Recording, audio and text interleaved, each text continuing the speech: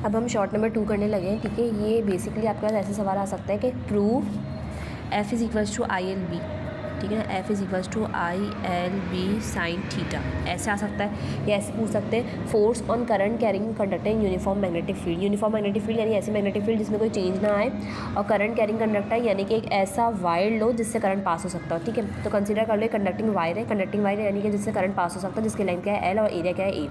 आपने क्या कंसिडर किया है, एक कंडक्टिंग वायर जिसका लेंथ क्या है एल और एरिया क्या है ए, उसको आपने प्लेस कर दिया यूनिफॉर्म मैग्नेटिक फील्ड में। जब करंट को अलाउ किया गया पास हो कंडक्टिंग वायर के जरिए, ठीक है, तो जो फोर्स है जैसे एक्ट क्या कंडक्टिंग वायर पर डिपेंड करती है फॉलोइंग फैक्टर्स पे। देखो मेरी बात को समझो, सिर्फ इस पैरा में इतनी सी बात समझाई जा रही है, रट्टा नहीं मारना रट्टा नहीं मारना बिल्कुल भी, बस इतना समझ लो अपने पास से लिखना। मैथ्स पूरी फिजिक्स में ना मैथमेटिकल रिप्रेजेंटेशन मैटर करती है, वर्डिंग्स इतनी मैटर नहीं करती। तो हमने क्या किया है, कंसिडर कर लिया एक कंडक्टिंग वायर का मतलब है जिससे करंट को पास करवाया जा सकता हो, अगर तुम करवाओ तो उससे करंट पास हो जाए, ठीक है। तो तुमने क्या कर लिया, कंसिडर कर लिया कंडक्टिंग वायर जिसका लेंथ क्या है एल, एरिया क्या है ए, ठीक है। उसको प्लेस कर दें यूनिफॉर्म मैग्नेटिक फील्ड में, यानी कि यूनिफॉर्म मैग्नेटिक फील्ड का मतलब ये कि ऐसी मैग्नेटिक फील्ड जिसमें कोई चेंज नहीं आएगा, ठीक है, वो यूनिफॉर्म रहेगी, ठीक है। तो क्या कहा मैंने, एक कंडक्टिंग वायर तुमने कंसिडर किया जिसकी लेंथ एल है, एरिया ए है, और उसको तुमने प्लेस कर दिया यूनिफॉर्म मैग्नेटिक फील्ड में, ठीक है।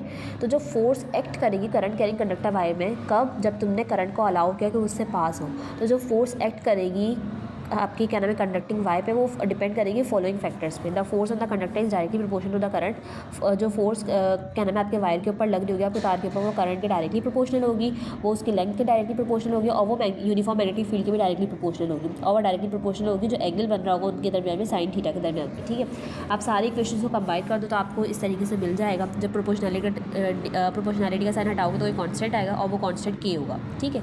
ऐसे ही सिस्टम में के की वैल्यू 1 होती है, तो तुमने यहाँ पे 1 डाल दिया, और इस तरीके से क्या नाम है I L B sine theta आ गया। जब साइन थीटा हटाते हैं ना तो क्रॉस आ जाता है, ठीक है। तो साइन थीटा को मैंने हटाया तो एल और बी के दरमियान में क्रॉस आ गया, ठीक है। अब देखो कंडीशन फॉर मैक्सिमम, जाहिर सी बात है, अभी साइन थीटा है ना यहाँ पे, तो यहाँ पर देखो ये परपेंडिकुलर दिखाया जा रहा है, तो थीटा 90 डिग्री है, साइन 90 की वैल्यू होती है 1, तो यहाँ पे मैक्सिमम कब होगा, जब क्या नाम है एंगल होगा यहाँ पे 90 डिग्री, ठीक है। और मिनिमम कब होगा, जब क्या नाम है इन दोनों का डायरेक्शन सेम होगा, यानी मैग्नेटिक फील्ड का भी डायरेक्शन सेम, करंट का भी डायरेक्शन सेम। तो साइन 0 की वैल्यू होती है 0, ठीक है। साइन 0 की वैल्यू क्या होती है 0, तो यहाँ पे मिनिमम आ गया। डायरेक्शन क्या है, they are mutually perpendicular to each other and can be obtained by Fleming left hand rule. अगर आप डायरेक्शन पता करना चाहते हो किसका, मैग्नेटिक लाइन्स का, तो वो क्या नाम है बताया जा रहा है कि म्यूचुअली परपेंडिकुलर होते हैं एक दूसरे के। और अगर आप मजीद टेस्ट करना चाहते हो तो एक रूल है जिसको बोलते हैं फ्लेमिंग लेफ्ट हैंड रूल, वो पढ़ के क्या नाम है आप इसका डायरेक्शन पता लगा सकते हो।